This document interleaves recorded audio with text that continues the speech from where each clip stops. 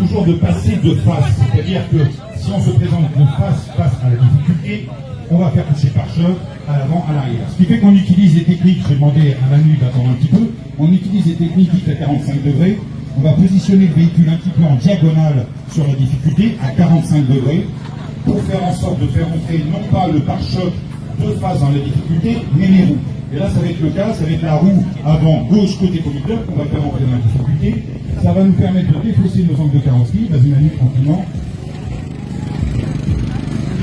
Tout ça toujours évidemment avec un freinage maîtrisé, dosé, tranquillement, centimètre par centimètre à la vitesse d'un escargot. Donc là, comme vous voyez, la roue avant gauche est en train de s'inscrire dans l'angle de la pente, ce qui provoque un petit effet différentiel, on le voit, la bascule. Notre angle de carrosserie vient de s'inscrire dans l'angle de la pente, ça lève un petit peu la patte, mais comme ça nous permet de passer sans faire toucher la voiture, même si on est à quelques centimètres près. On va continuer, toujours sur un freinage régulier, constant.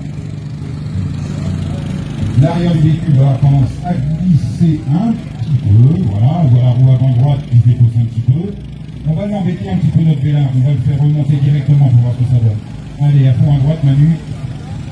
Régime moteur régulier, on voit un petit peu les pertes d'adhérence, en même temps ça nous permet de parler d'électronique traction control, c'est-à-dire qu'à chaque fois qu'une roue va se mettre à patiner, elle va être freinée pour répartir le couple moteur sur le feu roue. On va continuer comme ça, voilà, tranquillement. C'est parfait, ça tient. On va en profiter pour parler un petit peu de traction control. Tous nos véhicules de la gamme Land Rover sont munis d'électronique traction control, c'est-à-dire que c'est un système qui va permettre de gommer la perte d'adhérence. Nos véhicules patinent, d'accord? Régulièrement, vous avez pu ressentir ce phénomène, c'est-à-dire que quand une roue est en perte d'adhérence, ou là tout simplement le débattement de suspension n'est pas suffisant pour que la roue soit plaquée au sol, et bien cette roue va se mettre à tourner dans le vide. Par effet différentiel, on a un élément mécanique que l'on a dans toutes nos voitures sans exception. Cet élément mécanique fait qu'il envoie le couple moteur sous la roue qui n'est plus en adhérence. Accélère un petit peu, Manu, s'il te plaît, délicatement.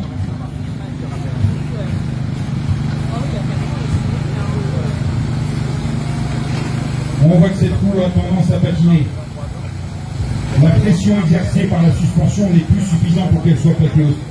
Donc dans ce cas, on est en arrêt de progression, c'est le cas. Qu'est-ce qu'il va nous falloir faire? Pour faire travailler l'électronique embarquée, on va simplement rajouter un petit peu de puissance moteur, on va monter en régime pour que le capteur ABS qui détermine la vitesse de rotation de la roue, pour que le capteur ABS tout simplement donne l'information au boîtier ESP. Le boîtier ESP va demander au cerveau frein de freiner la roue qui tourne dans le vide, et en freinant la roue qui tourne dans le vide, on va finir par leurrer le différentiel qui va renvoyer le couple moteur sur la roue qui va nous permettre de continuer notre progression. Pour cela, il faut avoir une accélération régulière, constante. On va demander à Manu de nous faire voir. Vous allez voir des micro-blocages qui vont s'exercer sur cette roue avant droite, et petit à petit, le véhicule va continuer sa progression. On rajoute, vous voyez, il a toujours le régime moteur régulier, mais on a plus ces micro-blocages. À chaque micro-blocage, le couple moteur est renvoyé sur la roue qui motrice, tout simplement. Ce qui est très important, en fait, c'est donner une accélération, une information régulière, constante au véhicule. Plus vous variez votre accélération, plus le calculateur est obligé de reprendre ses calculs à zéro, et donc le véhicule est moins performant.